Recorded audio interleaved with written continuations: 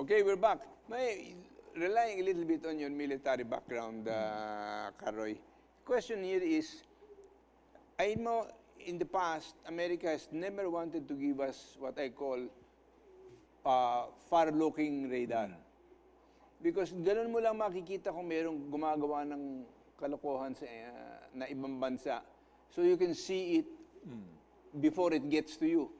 Do you think that is one of the things that we should first attend to so that we can get and put far distance radar in different parts of this country, especially facing the South China Sea? Yeah, tama. Kailangan natin yan.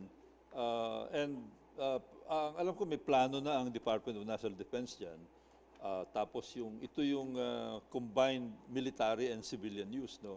Yung mga Doppler radar, good for weather, and also good for what you said, surveillance. Alam mo, Taiwan had that same problem. But you know what Taiwan did? They built their own. Tayo, ganun din dapat gawin natin. Pero may wala pera tayo naman ditong tayo. R&D. No, may pera naman tayo. Pwede man bilhin yan eh.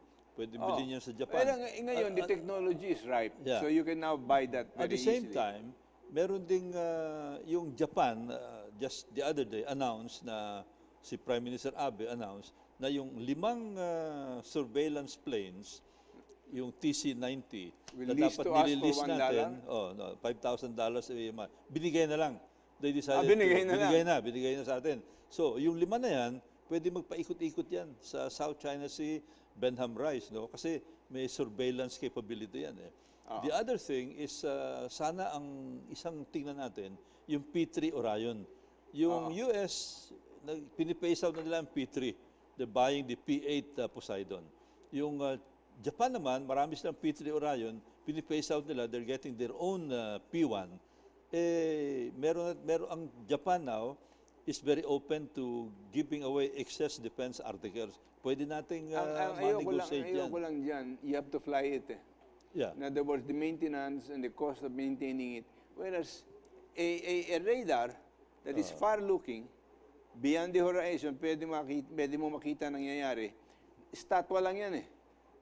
Pero ang P3 kasi, hindi lang nagmamatsyag yan, pwede rin mag-fire yan. It's a submarine hunter. It can also engage surface ships from about 150 kilometers away. Alam mo, may mga missile yan. hindi ko na iniisip yung it can fire. No, I just want to know. No, the pero, intelligence is so important. Sa kabila, maigi na rin na meron kang firing, meron kang firepower.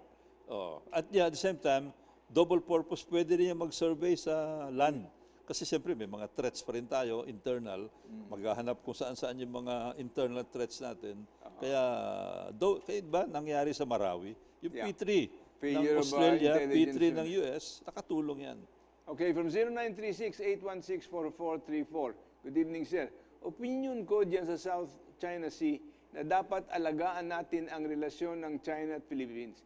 Dahil kapag China nagalit sa atin, ang laki ng epekto sa economy natin. Dahil kadalasan, products are made from China. From Emmanuel Sevilla of Bayawan City, Negros Occidental, 100% Pinoy. Kasi alam mo meron siyang basis diyan, no? This is why we cannot make our economy so dependent on China. What don't I like about the economic things that is going on in China? First, the biggest substance smuggled into this country is from China. That's number one. And this is why when somebody in the Bureau of Customs, the Collector of Customs finally said, which I've been saying for years, study the statistics of what goes out of China for the Philippines and then our record of what arrives here, and you will find a big disparity. Yeah, smuggling dyan. Yun ang talagang smuggling. Number two. Pati yung shabu. I don't like the idea that much of their goods are second-class goods. They do not send us quality items to be able to sell. Pero ngayon, kung tayo dependent dyan, never mind. Pero ngayon, Ray, nagkakaroon na ng pushback yan. Kasi nakikita na napakalaki ng trade surplus ng China with the US, with other countries. Merong pushback na yan. At yan, mararamdaman ng China yan. Kasi marami sa mga items na galing sa China, may mga substitute goods. Pwedeng gawa natin, pwedeng gawa ng Vietnam, gawa ng Sri Lanka, gawa ng Malaysia, other countries in South America, like garments, for example. Well, but that calls for a different economic policy. The diversification of our imports and exports is very, very important. Now, if we can get China to be honest and not smuggle, and that means also their Chinese contacts here in the Philippines do not engage in smuggling, it might help us to be able to diversify both our imports as well as our exports. And I think that is very, very important that we are not so beholden to one nation, because that's never good.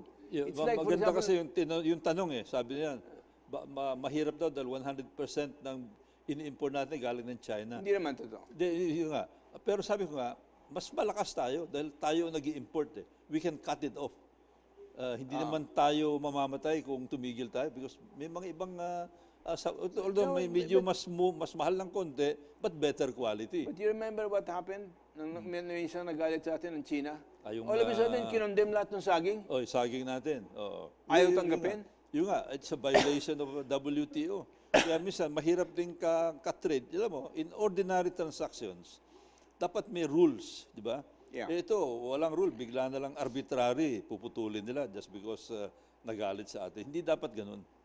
Well, when it comes That's to exactly dealing with what nations, other countries are now complaining about but when it China. comes to dealing with the nations, China does not understand the meaning of rule of law. It is always the rule of convenience. It serves a political purpose. In other words, the trade has not been internationalized. It is rather a tool of their foreign policy. And that's very, very difficult because they're but now uneven. nagba-backfire sa kanila, 'di ba? Yung hina-highlight ni President Trump, yung trade, yung unfair Well, practices except that he kind of backtracked on that. Umatras siya at sabi, no, magaling ang China. Pero sinisisi niya yung previous administration. But then, back pa rin siya doon sa yung mga IT, yung mga intellectual property na binabiolate ng China. So, may pushback na. Alright, 0928-722-3765. Tuta ba mga insik ni Duterte? Bakit hinahayaan niya na kamkamin ang teritoryo ng Pilipinas? Nagkamali ba mga Pilipino sa pagluluklok sa pagkapresidente?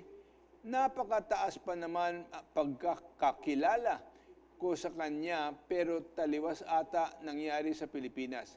Kawawa mga Pilipino. Sira ang diskarte. Imbes na guminhawa, lalong nasasadlak sa pagdurusa ang... Well, the name of the game is balancing, no? Binabalance ni Presidente yung economic relationship with strategic relationship. Kaya lang, delikado mag-balance Di ba? Pag nagbabalance ka, Yeah, and sometimes pwede kang you're matumba. trying to balance the wrong things.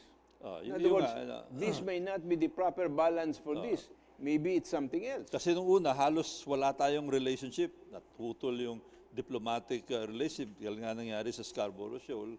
Ngayon, na-open ulit. So, meron tayong pakinabang. But then I go back to the warning of this respected newspaper that no amount of trade, no amount of assistance, no amount of soft loans can match the value of our West Philippine Sea. Exactly my point there na ang nakikita natin dito, would you have rather that we did not file that complaint?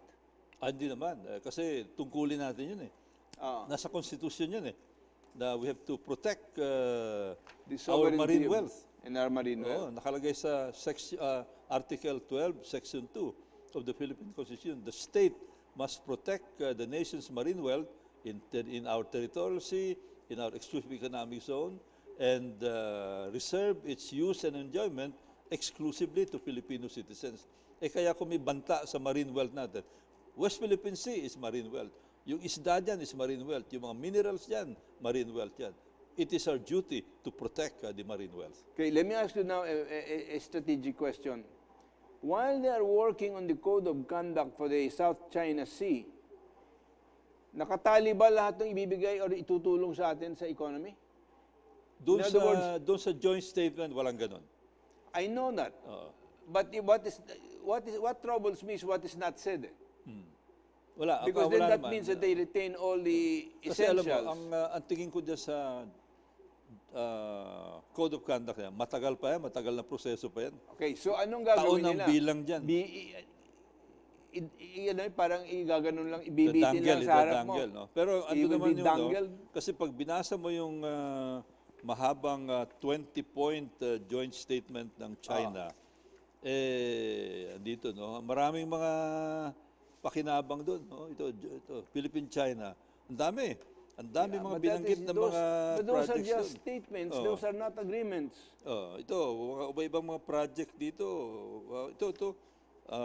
New Centennial Water Source, Kaliwa Dam Project, Chico River Pump Irrigation Project, Philippine National Railways South Long Haul Project, Binondo Intramuros Bridge, Estrella Pantaleon Bridge, marami. Hindi man siguro pahihintayin yan bago matapos yung Code of Conduct. Well, to me, Yun lang, this ito nga. statement, and the way our government moves when it comes to projects, tapos na si Duterte, hindi pa na-implement yan. Well, one example is subway, pero Japan ang nagpipinance yan. That will become fully operational 2027. But at least the major steps have been started and undertaken, unlike in the past. No? Yung mga railway, importante yan. So nakita natin, maraming mga ginagawa din.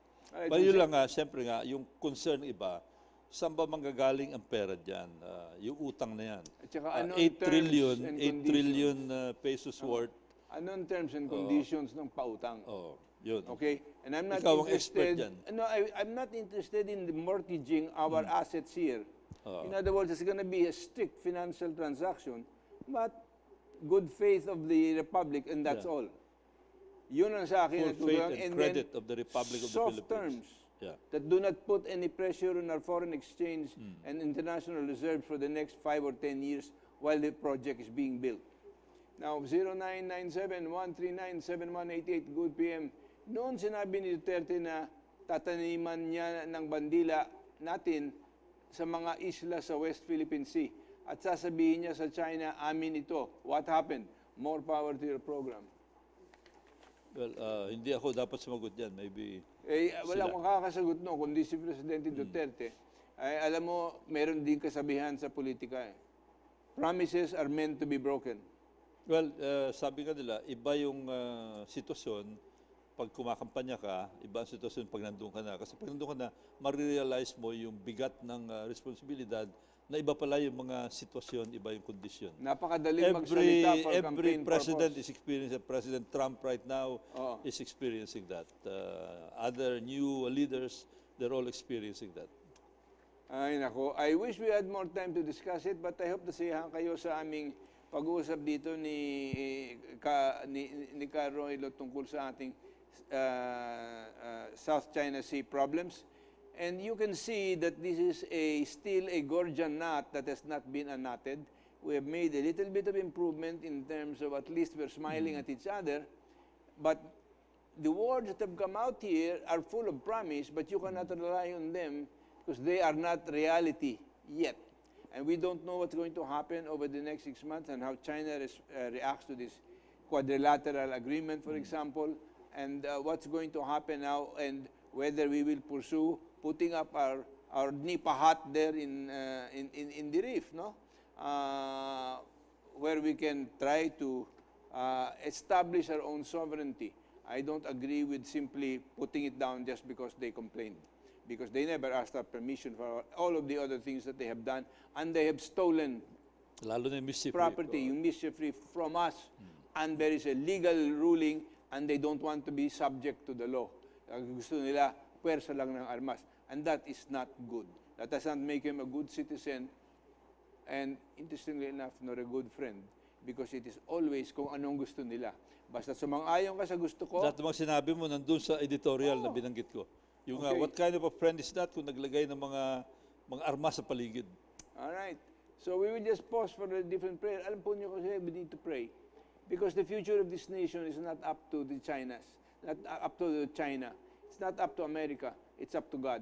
And it is the quality of our lives that we lead. Para tayo namumuhay. If there is righteousness in the way we live, this nation will be redeemed by the Lord, and God will extend His hand of protection on this nation. magpatuloy tayong mabuhay at walang pagbabago sa ating mga mamamayan sa kanilang ginagawa sa araw-araw, ay talagang makikita po natin na magkakagulo tayo dito in the end. Because the Word of God is true. It's only when the people who are called by His name repent, humble themselves and pray, it is the only time He will hear from heaven and heal our land.